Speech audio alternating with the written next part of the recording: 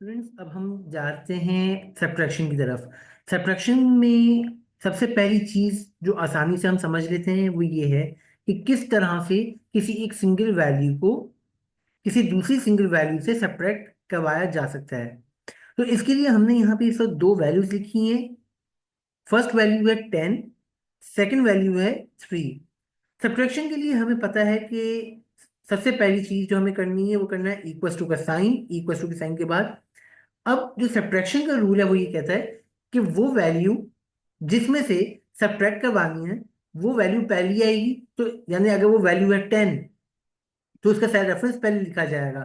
तो हमने 10 पे क्लिक कर दिया, 10 का सेल रेफरेंस आ गया। साइन आएगी माइनस की साइन आ गई। माइनस की साइन के बाद उस वैल्यू को लिखा जाता है जिसको माइनस करवाना है।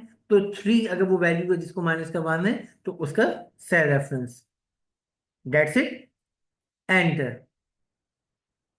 सो ये छोटा सा तरीका था कि किस तरह से हम किसी वैल्यू को माइनस करवा सकते हैं, किसी एक सिंगल वैल्यू को किसी दूसरी सिंगल वैल्यू से माइनस करवाया जा सकता है। आई होप कि स्टूडेंट्स ये आपको काफी इजी लगा होगा। जिसके बाद अब हम चलते हैं मल्टीपल वैल्यूज की तरफ। यहाँ पे आपके पास आप देखेंगे इनकम स्टेटमेंट का एक पार्ट है, इनकम स्टेटमेंट का एक फॉर्मेट लिखा हुआ है। ग्रॉस प्रॉफिट है 100 रुपीज। तीन तरह के ऑपरेटिंग एक्सपेंसेस हैं, E1, E2, E3। ये हमारे पास इनकम स्टेटमेंट का एक फॉर्मेट है या इनकम स्टेटमेंट के फॉर्मेट का एक पार्ट है। अगर तो हमारे पास ऐसी सिचुएशन हो तो हम नेट प्रॉफिट कैसे निकालेंगे? यूजुअली जो स्टूडेंट्स परफॉर्म करते हैं वो ये तरीका ये परफॉर्म करते हैं कि सर इक्वल्स टू के बाद पूरा करते हैं 100 minus 25 minus 20 minus sorry 20 minus and eight the and 15। Okay, so students अगर यहाँ पे मैं एंटर की प्रेस करता हूँ तो जो भी आंसर आएगा फिलहाल वो अभी सही होगा। लेकिन अब हम जरा यहाँ पे बात कर लेते हैं तरीके की बात ये होगी स्टूडेंट्स कि अगर मैं यहाँ पे आपसे कहूँ कि यही चीज अगर आपको रजिस्टर में करनी होती, इनकम स्टेटमेंट में, नोटबुक में करनी होती, तो क्या ऑपरेटिंग एक्सपेंसेस आपको वन बाय वन माइनस करवाने होते हैं ग्रॉस प्रॉफिट से?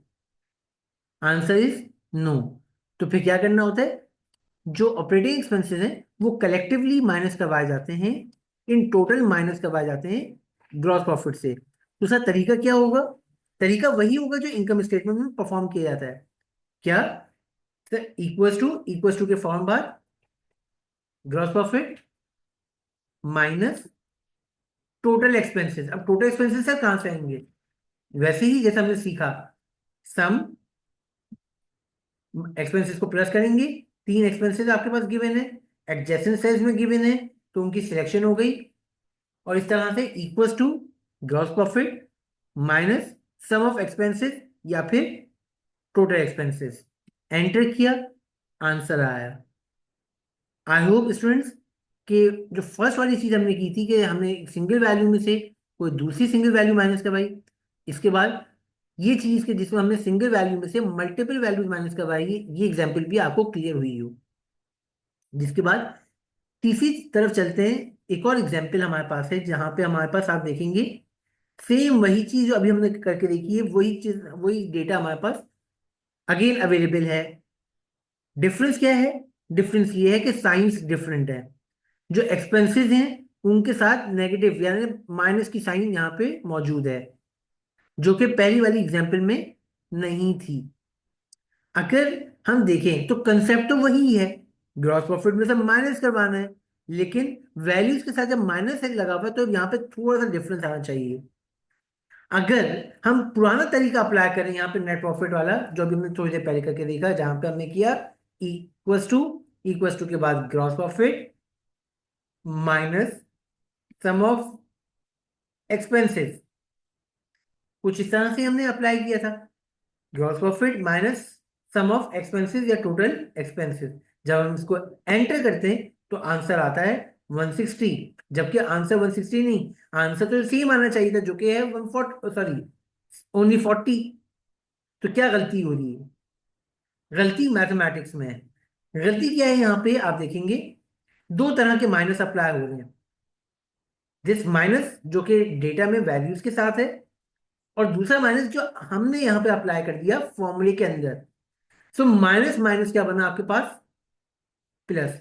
जाहिर सी बात है, जब प्लस हो रहा है, एडिशन हो रही है, तो आंसर ने ग्रॉस प्रॉफिट की वैल्यू से ज्यादा ही आना है, जो कि गलत हो रहा है। प्रीवियस एग्जाम्पल में क्या था, जरा वहां भी चेक कर लेते हैं। प्रीवियस एग्जाम्पल में जाके देखें, तो यहाँ पे वैल्यूज के साथ था प्लस, कोई साइन नहीं है, इट मीन्स प्लस, और हमने अप्लाई किया माइनस फॉर्मूले में। सो प्लस माइनस यहाँ पे माइनस बना, और इस तरह से सब्ट्रैक्शन हो गई। हम अपने फॉर्मूले में ऐसा क्या चेंज करें कि ये भी अल्टीमेटली माइनस बने। तो माइनस माइनस, इसको हम चेंज तो नहीं, मतलब माइनस माइनस वाला रूल तो चेंज नहीं कर सकते। रूल्स के अकॉर्डिंगली अब हम देख लेते हैं। अब दो चीजें हैं, या दो माइनस हैं। पहला माइनस जो नंबर्स के साथ है या डेटा में गिवन है। याद रखिएगा स्टूडेंट्स, हमारी लिमिटेशन होती है कि जो सवाल आया है ना हमारे पास, या जो डेटा आया है, हम उसको चेंज नहीं कर सकते। उसको चेंज सिर्फ एग्जामिनर कर सकता है। हम क्या कर सकते हैं, अपनी वर्किंग में कोई चेंज ला सकते हैं। हम इस माइनस को चेंज नहीं कर सकते, अपने फॉर्मूले वाले माइनस को चेंज कर सकते हैं, वो तो हमने ही अप्लाई करना है।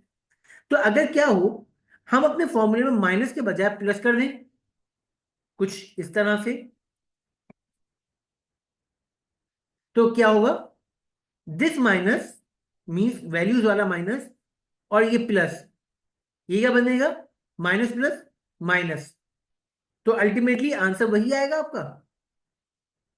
आई होप कि मैं अपनी बात समझा सका हूं।